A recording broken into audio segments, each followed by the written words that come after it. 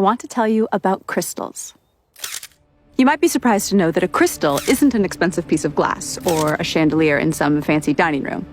The word crystal simply means a pattern that is periodic.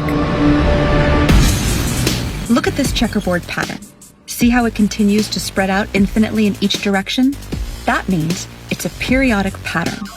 So that's a two-dimensional crystal.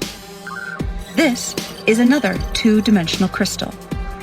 And this is another. You can also have three-dimensional crystals. By the way, this 3D glass is called crystal because its atoms are actually arranged in a crystalline pattern.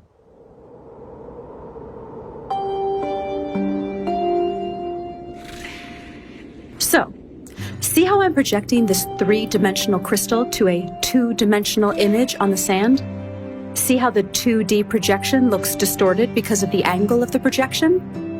That 2D image also has a pattern, but it isn't periodic. So, it's not a crystal. But there's a deep connection between the 2D object on the sand and the 3D mother crystal. This distorted 2D pattern is called a quasi-crystal. A quasi-crystal in a certain dimension, in this case 2D, is a projection of a crystal in a higher dimension, in this case 3D.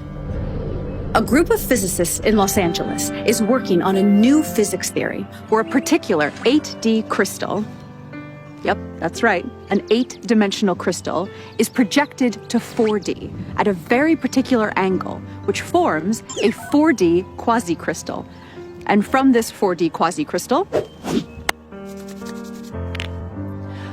they derive a 3D quasi-crystal, which they believe is the fundamental substructure of all of reality. This 3D quasi-crystal has a fundamental building block, a tetrahedron, which is a three-dimensional equilateral triangle. The size of each edge on this shape is the smallest possible length that can exist. This is called the Planck length. It's 10 to the 35 times smaller than a meter. So you know how your TV screen is broken down into building blocks called pixels? A pixel is the smallest possible indivisible unit of the 2D screen.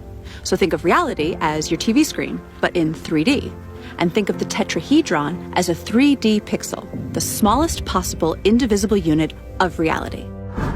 The tetrahedra in the quasi-crystal combine with other tetrahedra, using complex mathematical rules, to fill up all of the space in the universe.